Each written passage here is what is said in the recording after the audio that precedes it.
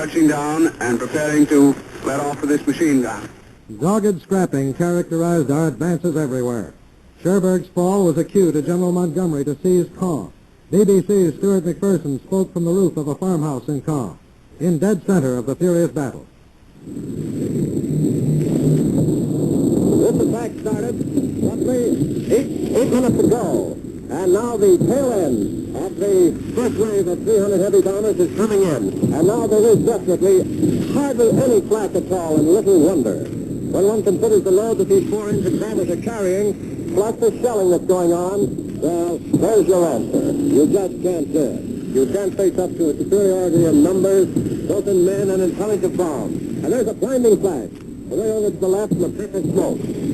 No, they're not. They're going right in steady as ever again. Bombers, varying heights, going right in over that target. And it's the same old story as it was 8 minutes ago. An unbroken line of bombers swinging in and turning as they come out over the target. It's an absolute black curtain over where I'm looking now, over Caen and Tartuffe.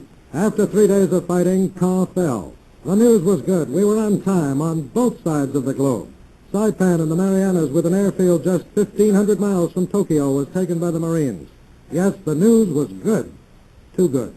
My husband just came back from Washington, and he says the war can't last longer than September 15th. I'll take the victory up, sweet Raymond, and pack the curls tightly on top of my head. On the Riviera, where decadent generations of the past had sunned themselves and spun roulette wheels, the 7th Army struck on August 15th at 5 a.m. with an armada of 1,000 ships. The news was excellent. It was almost unbelievable. On Friday, August 25th, the Allies, in company with Free French forces of the interior, raised the Nazi yoke from the bruised shoulders of Paris. Listen now as the Paris radio itself shouts with triumph. This is the French National Radio. This morning at 7:15 a.m., tanks and service vehicles of Leclerc's divisions entered by the Fort de Châtillon and went by the Boulevard Brune towards the Porte d'Orléans. The crowd was able to read on every tank names dear to us: Franche-Comté, Champagne, Alsace, and so on. No description could capture the joy of Frenchmen. Only the voices of the French themselves could tell that. The voices of the French singing their national anthem for the very first time in 4 years. On the bridge of Avignon, the French sang La Marseillaise, and men of goodwill everywhere sang it with them.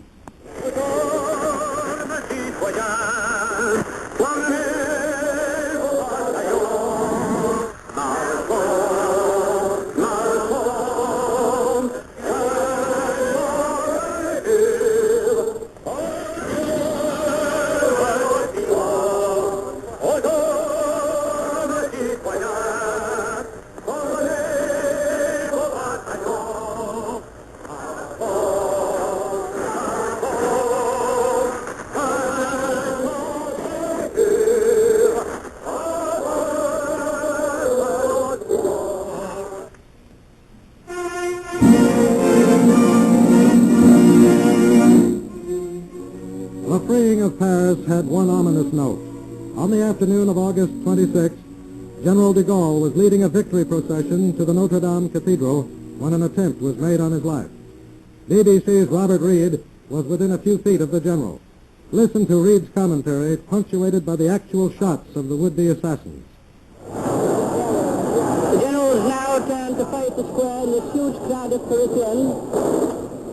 He's being presented to people.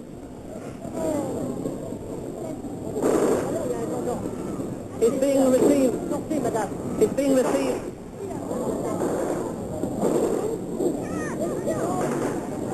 Even while the general is marching into the cathedral. A rioting mob that broke loose when the shots were fired engulfed Robert Reed. For a moment he could not speak, but then... Well, that was one of the most dramatic scenes I've ever seen. Just as General de Gaulle was about to enter the Cathedral of Notre Dame, firing started all over the place. I'm afraid we couldn't get you the noise of that firing because I was overwhelmed by a rush of people who were trying to seek shelter, and my cable parted from my microphone. But I fell just near General de Gaulle, and I managed to pick myself up. General de Gaulle was trying to control the crowd rushing into the cathedral. He walked straight ahead into what appeared to me to be a hail of fire from somewhere inside the cathedral, somewhere through the galleries up near the vaulted roof, but he went straight ahead without hesitation, his shoulders flung back, and walked right down the central aisle, even while the bullets were pouring around him. It was the most extraordinary example of courage that I've ever seen. General de Gaulle's courage was indeed a model for Frenchmen everywhere. So, too, was a message to the people of France from General Dwight D. Eisenhower. Said General Eisenhower, Liberty has returned to one of its traditional homes, and the glory of having freed the capital belongs to Frenchmen. All members of the Allied force would like to pay their fraternal admiration to the people of Paris. On their behalf, I present to the city a shield. It is the shield of the supreme headquarters of the Allied Expeditionary Force. It symbolizes the sword of liberty, cutting aside the blackness of German tyranny and rising under the colors of the United Nations to the blue sky of freedom and of peace. the Allied express train was on time everywhere and moving at top speed. We smashed into Holland. Under Lieutenant General Brereton, 1,000 C-47s, sky trains carrying determined paratroopers, poured men onto Dutch soil. Ed Murrow, from inside a plane, described how the paratroopers jumped. You can probably hear the snap as they check the lashing on the static line.